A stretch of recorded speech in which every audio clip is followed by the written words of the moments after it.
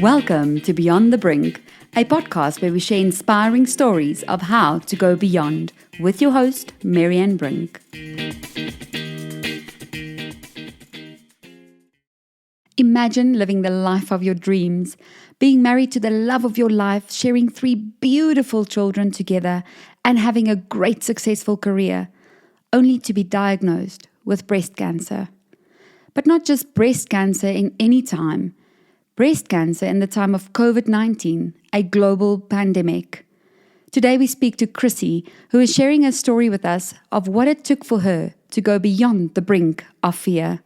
Chrisy Vladovski De Souza is a half Cypriot, half Bulgarian, identical twin who has lived all over the world just to find a way back to South Africa and is now married to a Brazilian. She studied law and lived in the UK for nearly a decade and works for a Chinese bank. So she's quite the mix of cultures with her knowledge and her wisdom, and I look forward to sharing her story with you. Hi, Chrisy. Nice to see you. Hi, Marianne. Good to see you too. How are you doing? Thanks for having me on. It's I'm a pleasure. I'm good. Good. I love the hair. How are you? Good, Thank you. I bought myself some extensions to feel like my old self. Oh, it's beautiful. I love it. It's very natural. I like it. Thank you. And I'm sure people Sometimes will some pampering is needed. It is. In every case. Yes. Yeah. And I'm sure people will find out why you had extensions done. So they will soon understand why I'm commenting on your beautiful hair. When I saw you last time at my house, it was a very short, funky look that you had. Yes, my boy cut. Or as I like to call it, my oncologist styled my hair. Yeah, maybe it's another career that he can take if ever he needs to go to something else, you know?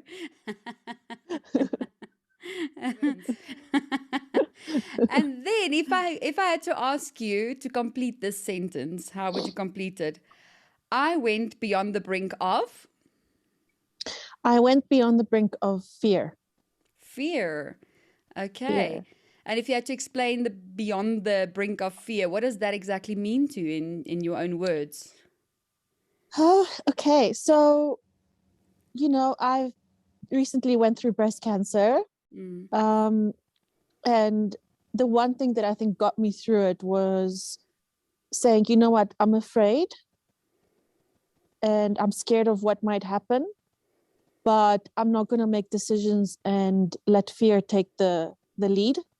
I'm going to just be brave and use logic and make informed decisions and empower myself to get through it. Okay. And I've applied that through a whole lot of other things in my life. And I feel like when I've let fear and anxiety take the lead, I've always regretted it. And if I've had faith and, put on a brave face and carried on, it's always turned out well. Yes. So that's it. It's just pushing past that fear. Yes. And pushing past that fear, what would you say was the actual thing that when you found yourself on that brink, right, of facing that challenge, and we'll talk a bit more about that challenge because I really want to hear more. I mean, I know a little bit about your breast cancer journey, but obviously our listeners and our viewers don't know. So we'll go a bit more into it. But if you say to push beyond that fear, what would you say was that on the brink moment where you almost had to make that decision that, listen here, I'm going to lead by faith and not by fear? What would you say about that? How would you describe that moment? What was that moment? I can't say it's specifically a moment. Specifically with my diagnosis, perhaps it was when I went for my checkup and I said to the doctor, there's a lump here, let's have a look. And she said, you know what, go straight away for that x-ray, go for that mammogram. And then they did a biopsy that same day. And I knew then that, okay, it's got to be something. Yes. And straight away I decided, look, I've got 2 choices. I can break down and be terrified and, let the anxiety and get depressed and all that take control. Or I can just say, look, I'm in this situation. I have to accept it. And how do I move forward? Yes. And just be very pragmatic about it. And to be honest, it wasn't so much a moment. years before, I dealt with a lot of postpartum anxiety and depression. And I think because I ended up having to go on medication, and I went to a lot of therapy. And I think if I hadn't had those tools, I wouldn't have been able to do that. But all that battling generalized anxiety disorder, postpartum depression, and those tools helped me to get through to the point where I knew that if my mental health and my mental strength was there, the physical strength would follow. So like that's it. It's kind of been a decade coming of knowing that you have to push beyond that fear. In life, you're at a crossroads. Many times you've had to make decisions, and you think, what if this doesn't work out? What if I can't do it? What if it's too much? You need to ignore those questions, and you need to say, what if it does work out? What if I do it? You know, the what if always has a positive side as well. So you need to look at, what are you choosing? Yes, exactly. Yeah. And it's funny that you say that, because one of my questions that I still have is the fork in the road. And it's basically as if you spoke about that already, is I find when you're on the brink that there's normally a fork in the road. That's basically what that on the brink moment is. And then you can either decide to go back to, the comfort zone, or, doing nothing about it, or to stay stuck in the situation of not moving forward, not moving back, but just kind of stuck in the situation, or pushing beyond that, beyond the brink, and actually taking it on, fearlessly. And even though you are facing fear, to push through anyway and do what has to be done. So I like the way that you described it, to just push through anyway.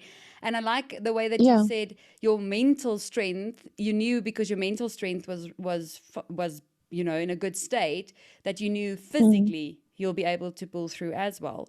And were there ever times when you were dealing with the treatment? Because the treatment, maybe that's something you can talk about, because obviously I know about it, but I think that's a great way to start, because what I want to try and also understand is during the moment of the treatments, and yours was a different case as well, because you did it in COVID-19, the pandemic. Yes. You didn't even have support around. You don't know how the hell you did that. Go big or go home, right? Oh, that's crazy. And that's the thing. You didn't have a choice, did you? You couldn't choose to not do it. You had to just do it, whether your husband could be there, or your support system, or your twin sister, or you just had to sit there and go through the chemotherapy and have no support, and that's what I'm always wondering. And now I get to ask you that, because it's not a very good thing to ask at a braai. I don't go, hey. So, but were there moments during those times that you were sitting alone? To sit alone for that chemotherapy, I can just imagine where your mind has to go. You have no one taking it off, taking your mind off stuff, isn't it? Because if you have someone there, I would imagine that they kind of probably try and take your mind off it, maybe tell jokes, or, I don't know, reminisce. Thank God for Netflix and iPads. So technology pulled you through. Technology. You know what the funny thing is? So I've got another friend that was recently diagnosed as well with cancer. You personally, in your family, you guys have gone through cancer. Yes. And I'll tell you the one thing now, having gone through it, is that nobody tells you is, I think it's emotionally a little bit harder for the family than it is for the person going through it. So actually, you find yourself realizing, hey, it's not as bad as it's portrayed. It's not as scary as you expected it to be, but you can't really explain that to your family and your friends. So you kind of find yourself being there for them a little bit and saying, it's fine. You make a joke about it. You say, look, it's not so bad. I'll be okay. And I think that, in a way, is my case, at least, I found kind of also gave me strength, because if I'm trying to keep them from being scared and terrified, and to tell them, look, it's actually not so bad. I did that mainly for my 3 little kids. Maybe to quickly mention, how old are your kids again? So they are 11. The oldest is a girl, 11. Caden, my son, is 6, and Sienna, my baby, is 2.5, about to turn 3. Yeah, so they were very young, hey? So I can imagine when you got the diagnosis to think, oh my word, what if? What if I Yes, don't beat this? What if I don't make this? What if they have to grow up exactly. without a mom? What if my husband Yeah. has to raise them alone? I mean, there's a lot of fear, I think even more Yes. so when you have little kids, that you Yeah. haven't even really seen And grown up yet. kids hear the word cancer and they associate it with death straight away. Mm, So, you kind of have to guide them through it. mm, And when my doctor diagnosed me, and I spoke to my husband and obviously my parents, my sister, everybody was like, what do we do about the kids? Do we tell them how we're going to? And I said, no, we're going to tell them straight away. Kids mm, are smart, mm, they will figure it out. So mm. let's manage their anxiety. They're going to have it anyway. They're going to hear words, they're going to see hair falling out, they're going to see things, they're going to piece together and think the worst. So Yes. let's rather be upfront. Let's tell them what the situation actually is. It's bad, but it's not the end of the world. Mommy's not Mm, going to die. mm. I'm still here. So at least they could be afraid, but not, they could feel comfort a little bit still. Yes, and talk about it, I suppose. Because I think almost the Yes. worst thing is if you can't talk about it. Hey, talking about it Yeah, kind of brings light on the fear, isn't it? It's like when it it comes really out into the does. light, It it helps. normalizes. And I find Yes. that's the case for everything.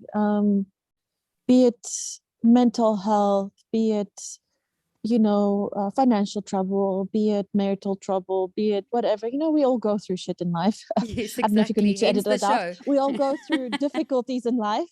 Yes, yes. um, but the point is, everybody else does too.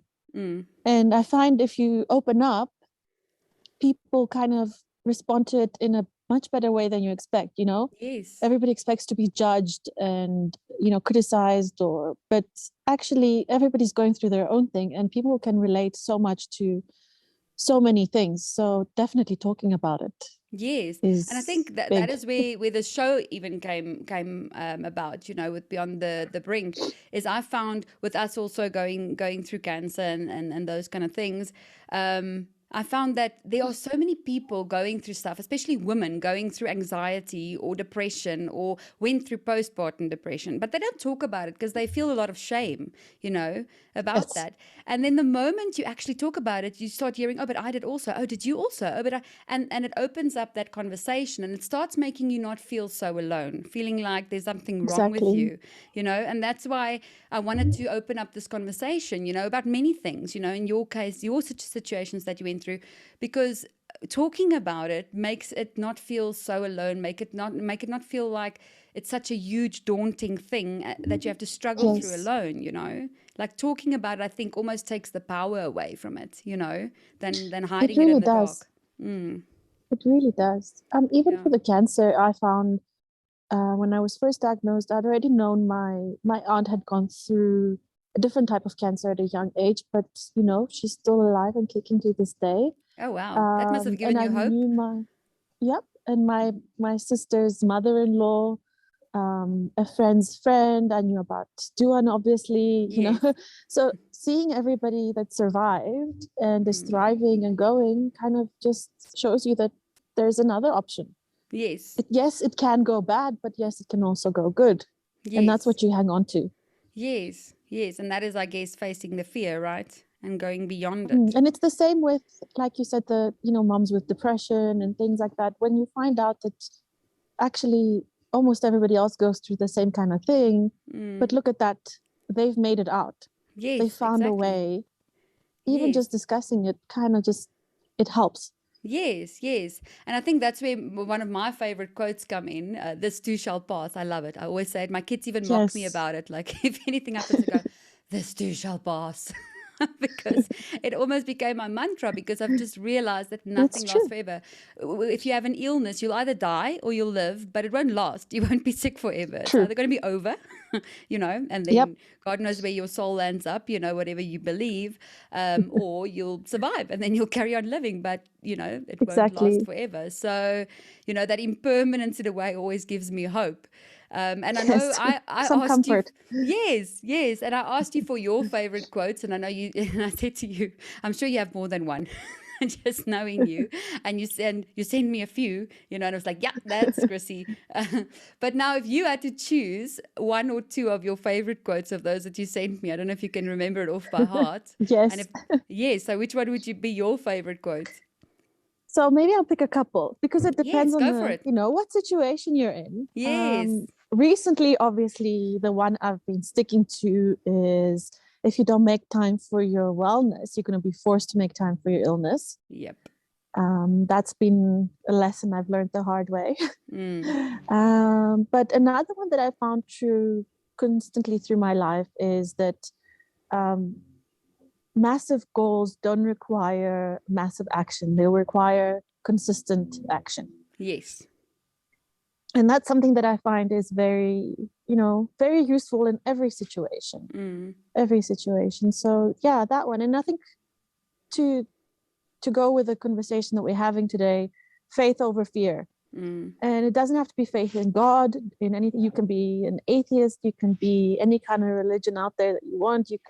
It's having faith in yourself, in your abilities, in your family, in your coworkers, in your friends, in your doctors, in the country, in the president. Yeah, especially now. Whatever it is, sometimes you just have to say, look, it's looking bad. I'm scared, but I don't necessarily have an option. So let me just have some faith that actually maybe that what if is going to be a good what if and not a bad what if. Yes. Yeah, because what is the alternative really, if you don't have faith? Can you imagine going through stuff only in fear? You'll be an anxious, little bundle. Exactly. Yeah. Exactly. Yeah. Sure. And now when you got diagnosed, I remember it was just a random checkup for you, wasn't it? Because I think it's also interesting to mention, because when you said that to me when we spoke, I thought, oh my word, I haven't been to the gynae and I told you, remember, like how many years, I think since my last born, and he's like almost 7. So, and you were like, no, but I just went for a random checkup. And I was like, so yeah, tell us a bit about that. So it was a random checkup. So funny enough, COVID actually helped. So my baby was still little. Well, she was still a baby technically. She was just about turning 1, just over 1. And I had stopped breastfeeding her recently, and I started feeling a lump, and I thought, oh, it's just changes, in your breasts as you stop breastfeeding. It's just, it's normal. Yes. And working, and we had my sister's wedding, and a lot of things was going on. It was so busy between 3 kids, going back to work. Everything was just insane. And I'd been putting off my pap smear for a long time. And because I'd had a scare previously with an abnormal pap smear a few years ago, my husband was like, you have to go. So I said, okay, I'll go to my GP. Did you know you can actually go for that to your GP? Yeah, no, you told me, but now our listeners and our audience know, but I didn't know until you told me. So yes. So I thought, okay, this is easy. We're on lockdown now. I'm working from home. I don't have to waste time in traffic. Let me go during my lunch hour. And I went, and while I was there, I said to her, I'm sure this lump is nothing. It's probably just a feeling, like just something from the changes in my body. Yes. I stopped breastfeeding 2 or 3 months ago. I'm sure it's nothing. Can you just have a look at it? And when she did, she kind of immediately just went, and she said, listen, it doesn't seem normal. Don't panic, but please just don't panic. Do me a favor. That sounds like a contradiction. When you say don't normal, panic, but don't panic. You panic. Right? So she said, do me a favor, go straight to Santon Clinic, go to the radiology department there and ask them if they can do a sonar for you, just for my peace of mind. Yes, but now let me stop you there. How did you feel at that moment? I mean, I can just imagine if I go for a random checkup that I kind of put off, and she said that, what was going through your head on the way? So now you're on your way to Santon, but it was a Santon Mediclinic, you said, right? Yes. Yes, so you're on your way there and this could also be either good or bad, what are the feelings that go through your mind? I can just imagine. As a woman, we go to gynecologists, we have scan on our breasts once in a while. So it's not the first time I've had one, but this time obviously I had the lump. So I was a bit, and seeing my GP's face a little bit, I was kind of worried, but Yeah. I said to myself, okay, let's not listen to the anxiety. Let's just stay calm. We were kind of living in a twilight zone anyway with the lockdown and Corona being brand new. It was literally like, I think 3 or 4 weeks into the Wow. first lockdown back last year. Sure. So you had to deal with lockdown and then, oh, there's another thing. Let's just take So that things too. were a little bit strange as it was. So I kind of just took it in stride and was like, okay, let's just see what's going on next. While I was in waiting room, I carried on working off my phone, wow. answering emails, things, just keeping my mind off it. But when it did hit me a little bit was when she said, okay, this sonar is, I can pick up something here in the armpit. Let's do a mammogram. And I said, okay, when should I book this for? And she goes, no, we'll do it right now. So then you knew, And okay, why the urgency? Yes, yeah, because they're not going to do it if they don't think it's anything, and that's the moment that I think I kind of knew deep down inside, look, it's something.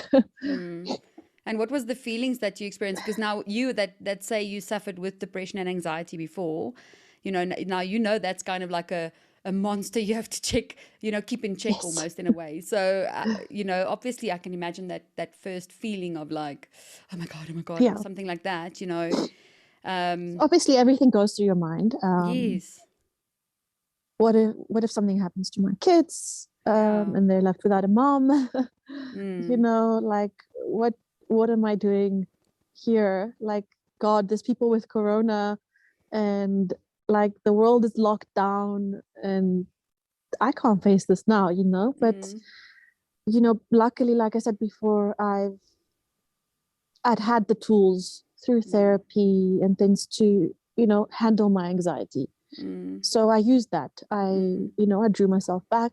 I said, don't panic until you know something. Just because they're doing this doesn't mean it is. Yes. Let's wait for what's going on and then start worrying. Yes. And then they did the mammogram, and then how long did you have to wait to get the results? So after the mammogram, she straight away said, I need to do a biopsy. Oh, wow. So it's like, it looks suspicious. Okay, wait, it's not just the mammogram. Wow. Yes. Okay. So kind of just confirming upon confirming. Yes. And then it was a long week. Exactly. So it was a long weekend. And actually at that point only told my husband. I chose not to say anything to my friends or parents or my sister even, just to wait and see. And that was on a Thursday or Friday, and I only got the results that next Monday, I think, or was it a Tuesday? Anyway, it was a long weekend, so it was like a good 4 or 5 days. So yes. That was. And not talking about it, because now you say you didn't tell your husband or your sister or anyone. No. So right? I did tell my husband. Oh, yeah. You told your husband. Sorry, husband. I missed that. Yeah, but only him. Yeah. So at least you could talk to him. So those hard conversations were had that long weekend. Yeah, but we, we kind of. Yeah, we took the decision to just say, look, it is what it is. Let's see what we can do, and then we'll see how we can face it together. Thank goodness for a good husband, eh? A good partner. I can just imagine going alone, hey? Yeah. Wow.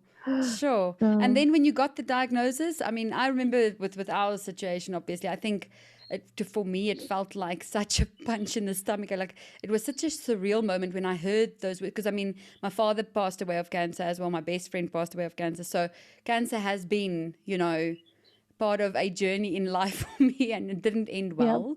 Yep. So when I heard that word, I remember that was like this punch, and then almost everything else the doctor after that said was a blur. It was like,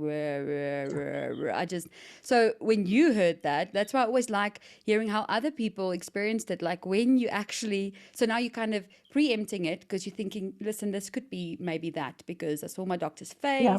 We went to the mammogram. They wanted to do the biopsy. So there's probably something, and you kind of prepare yourself. You think you prepare yourself for that moment, isn't it? And do you think you can ever prepare yourself enough for hearing it? No, I don't think so. And I had to go alone. Oh, yeah, because right. COVID, of course. So, oh, wow. Yes. So my GP has been our GP for a good 7 years now. Yes. And she knows my family. My whole family goes to her. So when I got there, she was like in a state. She was like, listen, I'm not going to drag this out. Oh, wow. It's cancer. Mm. We're gonna have to fight this. And she's like, I'm sorry, I was thinking about calling your mom or your sister because I know your husband has to stay with the kids to Yes. come and meet you here. But, obviously with the pandemic, I don't know what to do. And she was in such a state Oh, shame, man. that I was kind of like, okay, all right. What next? I kind of, I, you're in shock, Mm. even though it's coming, you're always going to be in shock. Mm. And my doctor's rooms are in a mall. Oh, So I wow. remember I came out and went to game and I stood in the queue to get a printer because obviously we were now working from home Yes. and studying from home. So I remember standing there and just thinking. I think I kind of wanted to delay going home to face the reality a little bit. So I used the fact that, okay, I'm going to now just think and breathe, and then I'm going to tell everybody. Mm. So I remember that moment very vividly, just standing in game in a queue with a printer in my hands going, oh shit, I've got cancer. Yes. Oh, wow. But we have to buy a printer. It's Well, necessary now. It's I crucial. think that's part of the that shock moment, that panic. You Yes. kind of like, you don't know what to do, so you kind of just do the first thing that pops in mind. Yes, buy a printer. If all Yeah, else fails, the printer will help. yeah. There's no logic to No, no. So now listening to all of this, right, I can think of so many worst moments in that story. What would you it. say was throughout the whole journey, whether it was the diagnosis, telling your family, having to go to the treatment alone, having to lose your hair, having to feel ill like that, and trying to be there for your kids, but you are feeling so nauseous and horrible. What would you say was your worst moment throughout the whole journey? Because I mean, I think someone that hasn't gone through cancer, and that's the same thing for me as being the partner of someone who went through cancer, but not the same even as you. That's why I always say even cancer patients don't have the same story. They don't have the same situation. It's all so unique and individual. Because I mean, Duan, for instance, didn't have to go for chemo or any kind of treatment. That was just a huge operation, cutting it all out. But so that's why I say everybody's situation is so unique and the experience is unique. And you can never say how someone feels, or, you can't even actually imagine. So for me, I always think, there's probably so many moments that I can think of in your journey that had to be your worst moment. That moment where you feel like you just want to cry on the bathroom floor and you're just feeling horrible and you wonder when this is going to end, or that worst moment. When would you say, if you can remember, was a worst moment for you where it was like it really stood out? I think, look, physically, obviously, those first few rounds of chemo were the hardest, purely because you lose so much strength physically and you're weak, and there's so many things you can't do, and losing your hair, it's quite startling, especially as a woman. You lose yourself in a way.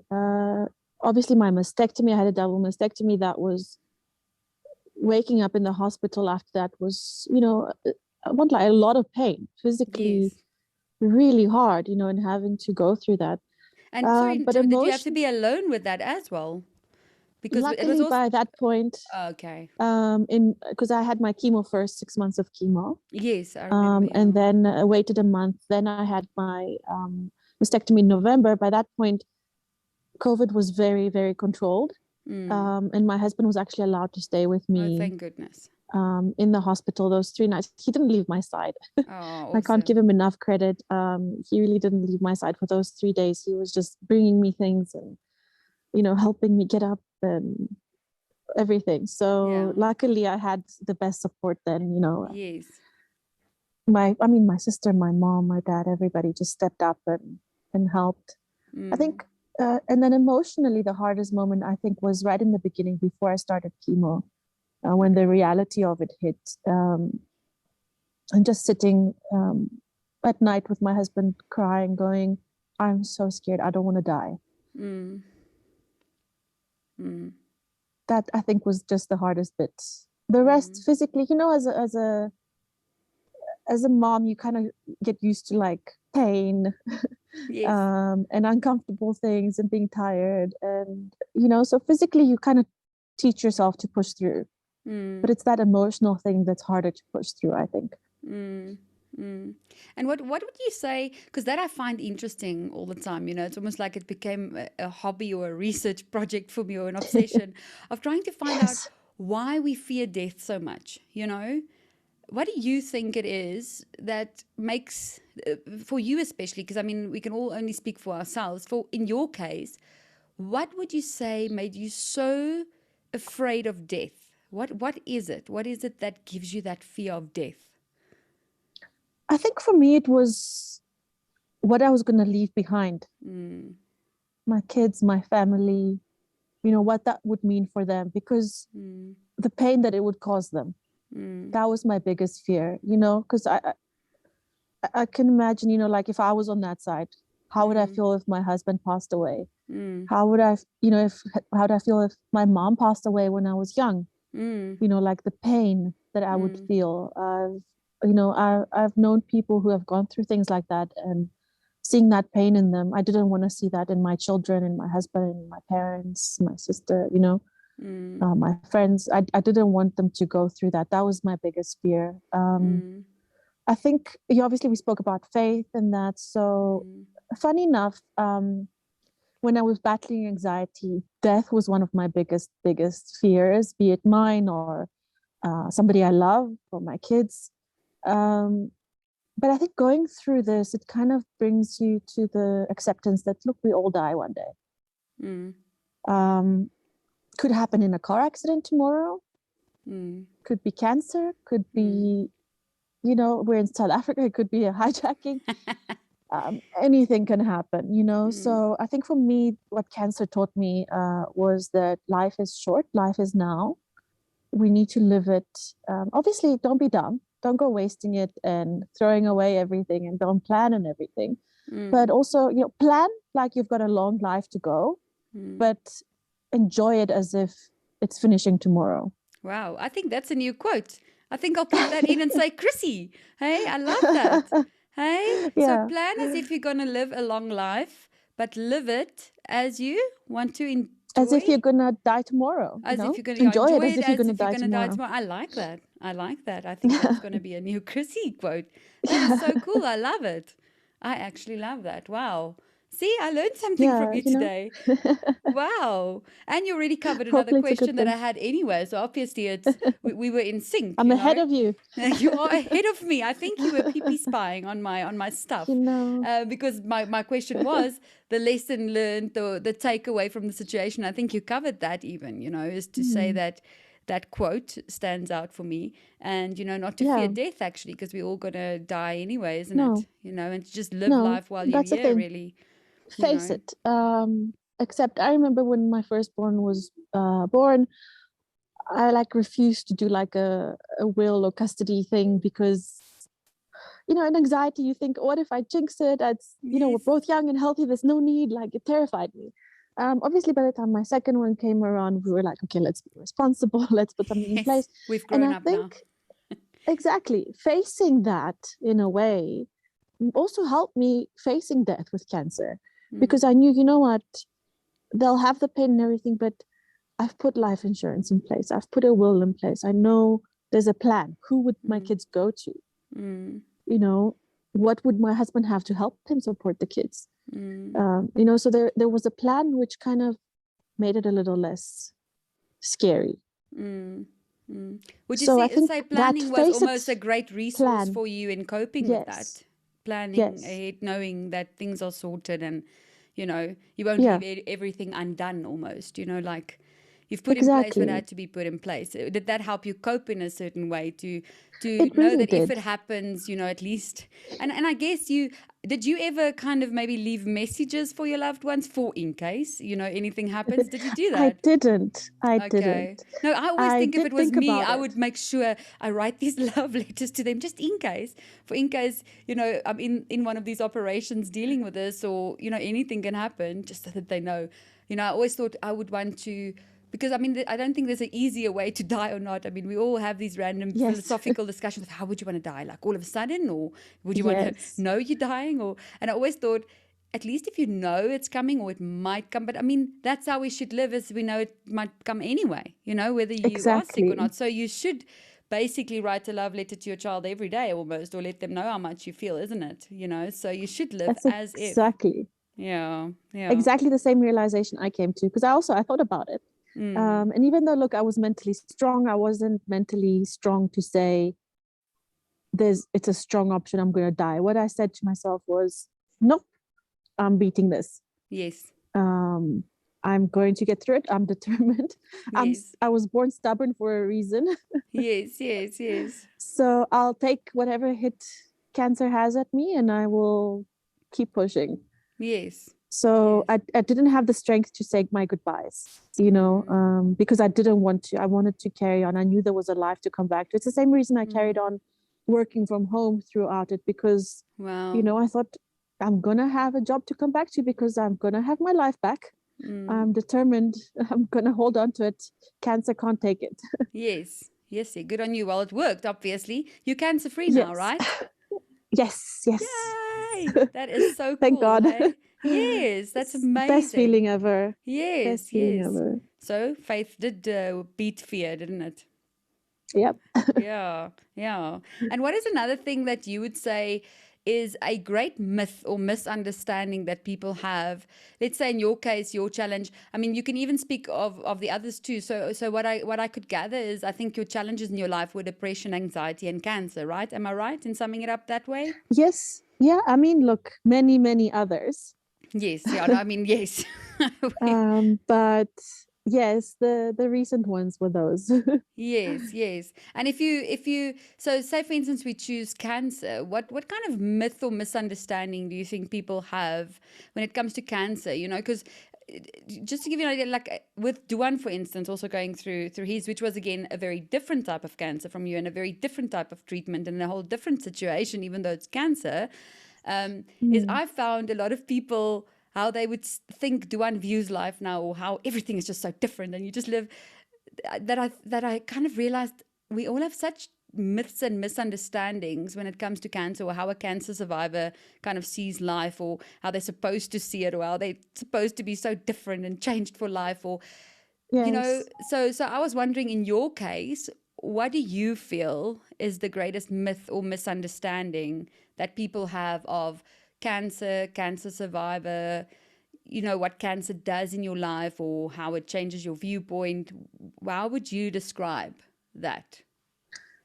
I think probably that it's not the end of the world, and it's not as scary as it seems. It's extremely hard. Look, don't get me wrong, it is the hardest thing I've ever gone through. But you do get through it. And then obviously those lucky people that do get through it. There's a lot of us that don't manage, but look, it does teach you, like you said, it does teach you life lessons. You do become a little bit of a changed person, but I think the main takeaway is it's not that you're going to go and suddenly travel the world and drop your life and, it's not that kind of perception. I think it changes the way you appreciate and enjoy the life you have. Like for me, my biggest thing was, you know what, maybe I was angry that there was traffic, and I was upset that my kids are fighting all day and work is crazy and I don't have time to, enjoy myself or do things with my husband, or, like my kids are at school and they're so busy and I don't have the time to devote to them that I would like. And I was also about the, I'm failing this. This is not enough. I'm not doing this. And coming out of it is like, I was so desperate to get my normalcy back. Now the days that, I do, well, when we're not on lockdown, I do get to go in the office to take my kids to school. Yes. I appreciate traffic. I'm just like, great, so I'm alone time to listen to my music.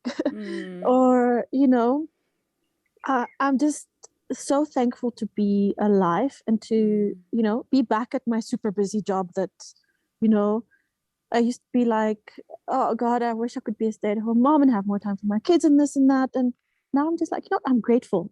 Yes. I get to be back at normal. I get to be, I get to drive my kids to these busy things that they have. I get to break up a fight. I you know I And think I I think love that what you goes in hand with say. Yeah. Corona as well. Yes. We kind of miss normalcy, so it Yes. gives you an appreciation. It Yeah. doesn't change you that you want to change and improve your life. Your Yes. life instantly improves because Yes. you realize it's actually good. Yes, exactly. I love what you said there because it's actually something I used a lot in life coaching as well. When a client sees something as such a dread, because it's always a Mhm. mindset. It's how you see things, isn't it? And Yes. to change their mindset in a way, and you just said it just by explaining what you learned from it. And the important thing you said is, I get to. And that's the thing. Instead of Mm. saying, I have to take my kids to school, I have to go to work, I get to do that. How lucky am Yeah, I? I it's a get to do that. privilege. Yes, I'm alive. I'm healthy enough to be able to drive them. I'm healthy enough to actually like work.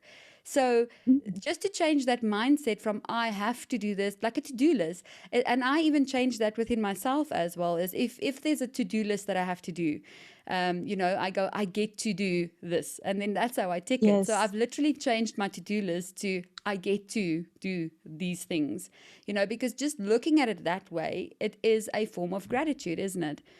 So you It mentioned that is. as well, as being grateful and saying, I get to do this. Yeah, so I would say that the greatest sense that you got out of it is gratitude, being grateful for even the Yes. chaos in your life, or even yeah, Perspective. yeah, Perspective. That's the yeah. biggest thing. And we control that. Yes, you do. Hey, you do. You are in And charge of that's that. something you don't realize, well, until you get old enough, I guess. So we should say beyond the brink of age and wisdom. Yes. And then another thing that I'm wondering about is, now going through all of this, I sometimes think, if I had to meet my younger self, what would I tell her? And the reason why I think of that, I think even with motherhood, that escalates even more, because now we have our younger selves in our Yes. house, and I always think, what would I tell my Karma. younger? Yes. And I'm like, okay, so what would I tell my kids? What are the lessons, or the little like seeds of wisdom that I want to plant with them, that they remember one day, not to take life so seriously, or not to worry about everything, and that everything will work out, or those kind of Mm. things. What is it from where you sit now that you would tell your younger self? And then, if that even relates better to you, or to your younger daughters or your kids, all three of them, even KK, who's a boy, Yes. but yeah, still, it's got your younger soul in there. So yeah, what is the kind of wisdom you would tell a younger soul, whether it's your own as your younger self or your kids? um, Stop worrying so much about little things. Mm, You know what? Yeah, when you're younger, we all do it. We have so many insecurities. And funny enough, when you're young, you think you're the only one with insecurities. You think yeah. your family is the only one who is like this. You think you're the only one who looks a certain way. You're the only one who acts a certain way. And everybody's so insecure when they're young, and they're so judgmental of themselves and inevitably of others.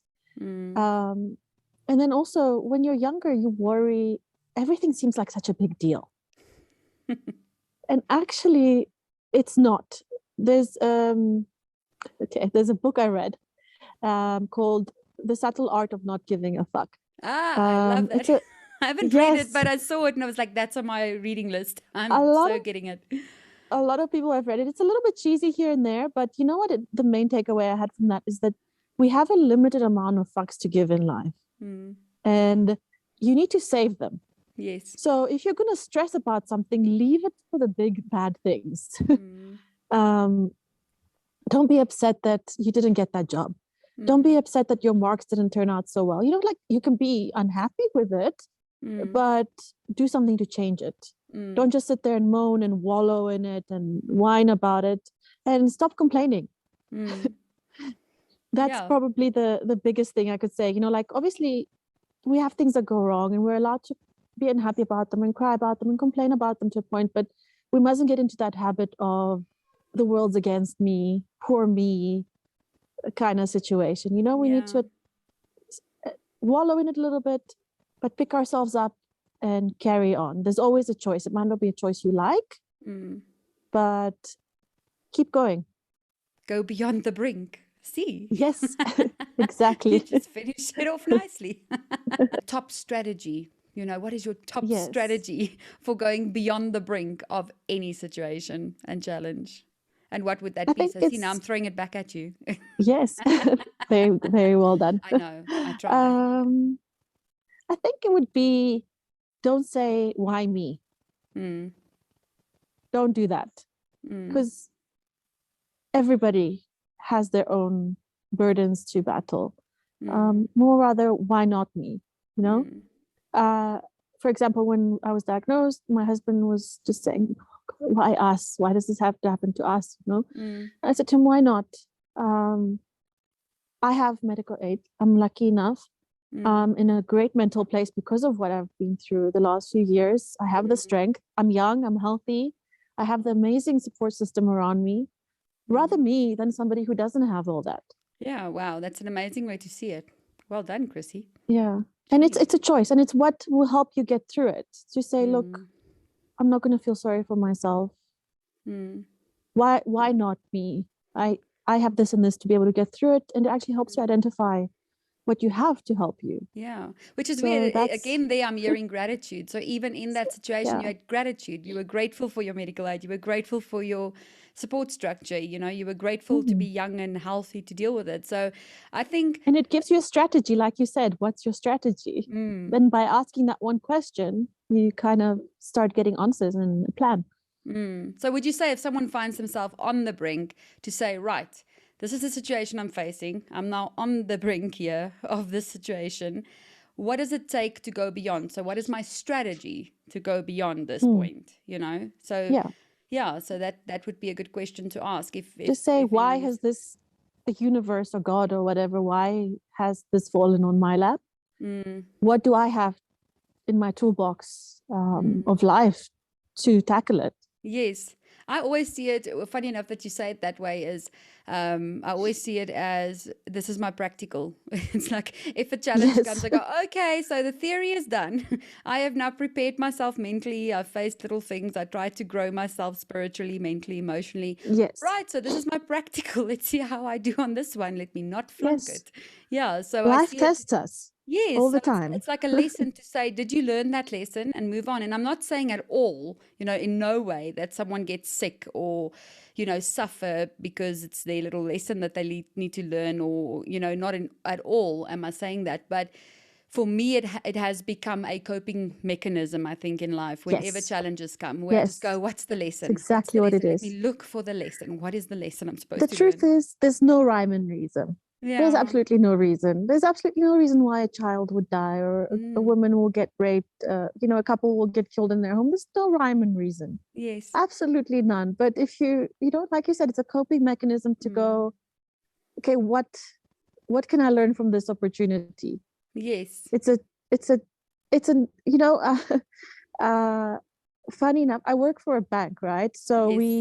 we deal a lot with like this concept called in terms of risk, and risk is actually defined as an opportunity of something bad happening or also something good happening. I love that. So I always kind of pull that a little bit from, take out all the professional bullshit around it, but I also Yes. found it kind of such an inspiring little definition because Yes. you're taking a risk, but that risk, it's an opportunity. things Yes. things will happen from this, whether they're good or Yes. bad, but Yeah, I almost like it, like no risk, no opportunity kind of thing, mm, it's Yeah, exactly opportunity what it won't come is. if you don't risk. Yeah, which is Yeah. true. I love it. Wow. And I think a lot of people have learned from you this morning, like when they're going to listen to this. I think there's a lot of people struggling through challenges, and that's why I actually opened up this platform. And I hope to at least touch one or two people's lives, and that your story, I'm sure, will at least encourage someone, doesn't matter what challenge they're facing, to go, you know what, let me try that one or two things that Chrissy mentioned to get through this. If she could do it, I can do it, whether it's cancer. So yeah, as I was saying, I'm sure a lot of people will learn from your situation, and that's why I wanted to open up this platform, is so that at least one or two other people can be touched by stories around the world, and realize that they're not alone. And whether it is that they're facing cancer or depression or anxiety or loss or grief or financial problems, whatever it might be, all challenges really have one thing in common is we fear the unknown. I would say we fear what might happen. We fear if things go wrong, and they Yep. could definitely learn from you. And I'm sure there might be a few people that want to get Thank in you. contact with you as well, and they might either want to send you love. I definitely won't stop them. So if you guys want to send Chrissy some love and comment on a story, please do so.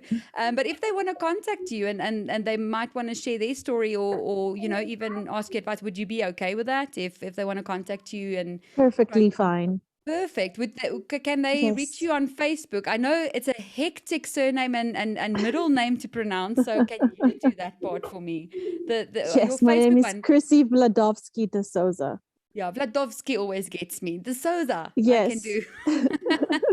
So you can find Chrissy on Facebook, or you can email her. I will definitely put her email address on for you on screen so that you can see it. And then you can contact her that way. And thank you so much for sharing your story, Chrissy. I really appreciate it. I know I threw you in on the deep side. You were my first interview. No problem. I feel honored. Oh, glad. I'm so happy. And thank you for taking time. I know you've got 3 kids. It's a Saturday morning. You would rather want to be in your nighties, your pajamas, lounging on the couch with them and spending time. So I know you value time, especially after what you've been through. So thank you so much for spending your time with me and telling me your It's story. always a pleasure, Marianne. Thank you, Chrissy. Thank you for listening to Beyond the Brink with Marianne. If you have an inspiring story or you know of someone who has one, please contact me. You can find me on social media such as Facebook or Instagram or email me directly.